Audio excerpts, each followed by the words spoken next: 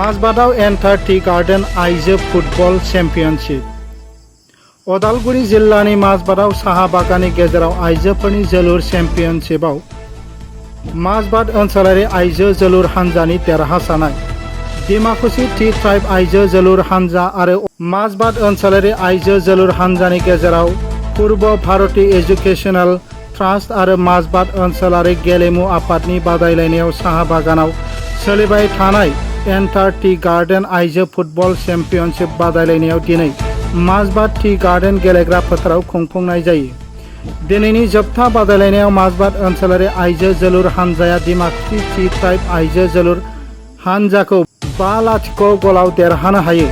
दिनैनि जोबथा बादायलायनायाव মাজবাদ ओनसोलारि गेलेमु आफादनि लेङाइ आफादगिरि रामकरण गन्ड नेहाथारि हेमन्त दैमारि अदालगुरि जिल्ला गेलेमु आफादनि लोगो नेहाथारि पुतुल दैमारि बारग' भारत सोलोंथाइ क'र्डिनेटर मालिका थापन फिल्ड क'र्डिनेटर प्रियंका प्रजा बारग' गेलेगिरि दिनेश राभा आदसानि मिरु लेङाइ आफादगिरि कैलाश गुना बाहागो लादोंमोन।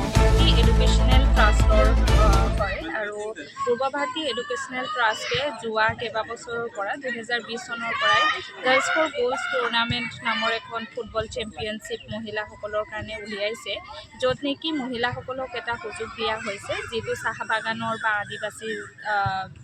আদিবাসী অঞ্চলৰ ছাত্ৰীসকলক বা প্লেয়াৰসকলক যিসকল খেলুৱৈ উঠি আহিছে তেওঁলোকক যাতে এটা মঞ্চ দিয়া হওক। কাৰণ আমি জানো যে বাগিচা অঞ্চলৰ যিসকল ছোৱালী আছে বা খেলুৱৈ আছে তেওঁলোকৰ বাবে খেলপথাৰখন নহয় নিচিনা হৈ যায়। কাৰণ আমি যদি চাওঁ প্ৰকৃততে আমি বেছিভাগ আমি ল'ৰা মানুহকহে সেই মানে বাগিচা অঞ্চলৰ যিখন ফুটবল খেলপথাৰ থাকে তাতে আমি দেখা পাওঁ। কিন্তু ক্ৰমান্বয়ে এতিয়া আমি যোৱা বছৰ আমি উজনি অসমত কৰিছিলোঁ আৰু এইবাৰ আমি অসম ভিত্তিক কৰিছোঁ এই মহিলা ফুটবল খেলখন গাৰ্লছ ফৰ গ'ল্ছ টুৰ্ণামেণ্টখন। আৰু য'ত নেকি আমি টাৰ্গেট কৰিছিলোঁ 60টা টিমে জইন কৰিব বুলি।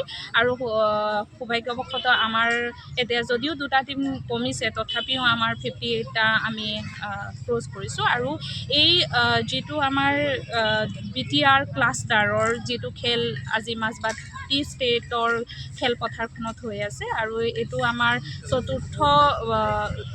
ষষ্ঠ আমাৰ ক্লাষ্টাৰ হয়। আৰু আমি গোটেই অসমত আমি 6টা মণ্ডল ভাগ কৰিছিলোঁ, 6টা ক্লাষ্টাৰ আছিলে আমাৰ, তাৰে এইটো আমাৰ ষষ্ঠ ক্লাষ্টাৰ হয়। আৰু আমাৰ যিটো অসমত আমি যিটো ক্লাষ্টাৰ লেভেলৰ টুৰ্ণামেণ্ট আমি শেষ কৰিছোঁ। তো এই টুৰ্ণামেণ্টৰ পাছত ইয়াত যিখিনি ক্লাষ্টাৰ লেভেলত যিখিনি চিলেকশ্যন কৰা হ'ল উইনাৰ আৰু ৰানাৰ আপ, তো তেনেকুৱা উইনাৰ আৰু ৰানাৰ আপ প্ৰতিখন ক্লাষ্টাৰতে ওলাইছে। আৰু তাৰে 12টা যিটো টিম হৈছে উইনাৰ আৰু ৰানাৰ আপত, সেইটো আমাৰ মেইন চেম্পিয়নশ্বিপ আমাৰ হ'ব। গাৰ্লছ ফৰ গ'ল্ছৰ মেইন চেম্পিয়নশ্বিপ আমাৰ 2025 চনৰ নৱেম্বৰ-ডিচেম্বৰ মানত হ'ব। আৰু সেই খেলখনত যিসকল খেলুৱৈ বা যিসকল টিমে উইনাৰ আৰু ৰানাৰ আপ পাব সেইসকল টিমে অংশগ্ৰহণ কৰিব পাৰিব। আমি মহিলা খেলুৱৈসকলক এয়াই আহ্বান জনাইছোঁ, বিশেষকৈ তেওঁলোক যাতে ওলাই আহক। বিশেষকৈ বাগান অঞ্চলত আমি যিসকল আজি মহিলা খেলুৱৈসকল আহিছে তেওঁলোকে নিশ্চয়কৈ নিজৰ ঘৰখনৰ পৰা ওলাই অহাটোৱে এটা খুব ডাঙৰ চেলেঞ্জ।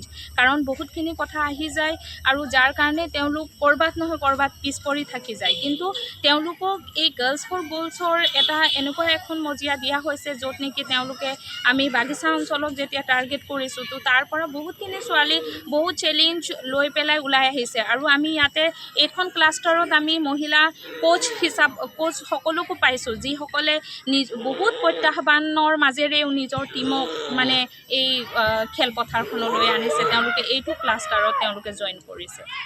কথাত অনুষ্ঠিত হৈ আছে, এইটো আমাৰ মাজবাটৰ কাৰণে বা বিশেষকৈ মহিলা ফুটবলৰ কাৰণে বহুত ভাল পদক্ষেপ হৈছে। আৰু যি NGO আজি আহি আমাৰ জুন ৱাইজত তেওঁলোকে 6টা জুনত কৰা বুলি ভাবিছোঁ, মানে শুনি পাইছোঁ। তো এই 6টা জুনৰ ভিতৰত আমাৰ মাজবাট এটা জোন লৈছে। আৰু যোৱাকালি মই উপস্থিত আছিলোঁ আৰু বিভিন্ন আমাৰ বিশেষকৈ ওদালগুৰি জিলাৰ ভাল মানে ছোৱালী ফুটবল দল ইয়াত আহি মানে যোগদান কৰিলে আৰু দেখা পালোঁ ভাল মানে উন্নতমানৰ খেল। হয়তো ল'ৰাবিলাকে সমপৰ্যায়ৰ আজি খেল ইয়াতে প্ৰদৰ্শন হৈছে, আগতকৈ বহুত মানে উন্নত খেল হৈছে ছোৱালীবিলাকৰ। আৰু ইয়াৰ দ্বাৰা আমাৰ যিখিনি বিশেষকৈ আমাৰ আদিবাসী চাহ জনগোষ্ঠীৰ যি চাহ বাগিচা অঞ্চল আছে তাত আমাৰ বহুত ছোৱালীবিলাকে আধাতে পঢ়া বাদ দিয়ে মানে ড্ৰপ আউট হয়। তেনেকুৱা ছোৱালীবিলাকো এইটো দিশত খেলা ধূলাৰ দিশত আগুৱাই গৈ আজি হয়তো কিবা কৰ্মস্থাপন পাব পাৰে বা নিজৰ যিখিনি মানে মিলা প্ৰীতি সমাজত আগুৱাই যোৱা এইখিনি তেওঁলোকৰ মানে অটুট থাকিব আৰু তেওঁলোকে ভৱিষ্যতত এটা ভাল মানে পৰিৱেশ আনিব সমাজত। এইটো ঐক্য সম্প্ৰীতি আমাৰ খেলত গঢ় লৈ উঠে, সেই দিশত তেওঁলোকে আগুৱাই যাব বুলি মই আশা কৰিছোঁ। আৰু এই দলটোৱে যি আজি আমাৰ এই মাজবাট জোনত যিটো হ'ল তেওঁলোকৰ চূড়ান্ত বিজয়ী আৰু বিজিত দল মানে চেম্পিয়ন আৰু ৰানাৰ্ছ আপ দল দুটিয়ে আমাৰ যি চূড়ান্ত খেল হ'ব তাত তেওঁলোকে অংশগ্ৰহণ কৰিব আৰু নিশ্চয় মাজবাটৰ বা আমাৰ ওদালগুৰি তেওঁলোকে সুনাম আনি কঢ়িয়াই আনিব বুলি আমি আশাবাদী। গতিকে এইটো বিচাৰোঁ যে আমাৰ ইয়াৰ স্থানীয় আমাৰ অঞ্চলৰ মানে যি চাহ বাগিচাৰ বিশেষকৈ তেওঁলোকে এটা এডপ্ট কৰিছে যিটো মানে আমাৰ NGOৰ দ্বাৰা। তো আহ্বান জনাম যে তেওঁলোকৰ পৰা অনুপ্ৰাণিত হওক আৰু বিভিন্ন বাগিচাসমূহতো তেওঁলোকৰ দৰে ছোৱালী ওলাওক, আগবাঢ়ি আহক, সেইটোৱে মই আশা কৰিছোঁ। ধন্যবাদ। মাজবাটনিफ्राय जतिनाथनि रिपर्ट NBT लाइभ।